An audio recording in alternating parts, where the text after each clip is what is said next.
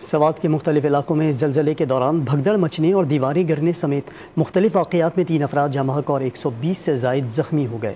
مزید جانتے ہیں ڈوم نیوز کے نمائندے مراد علی خان سے۔ مراد، بتائیے گا زلزلے سے جانی اور مالی نقصانات کی ابتدائی معلومات کیا ملی ہیں؟ کچھ دیر پہلے ملک کے دیگر حصوں کی طرح سوات میں بھی شدید جھٹکے محسوس ہوئے ہیں اور اس کی وجہ سے 3 افراد جو ہے جاں بحق ہیں۔ اس میں 2 کا تعلق ضلع سوات سے ہے۔ ایک 13 سالہ لڑکی ہے حسنہ جو کہ تحصیل بحرین سے ان کا تعلق ہے، اور دوسرا ایک 15 سالہ نوجوان ہے حمزہ جو تحصیل بریکوٹ شمودل سے ان کے تعلق ہے، اور اسی طرح جو دیر میں ایک جو نوجوان ہے وہ بھی جاں بحق ہوئے ہیں۔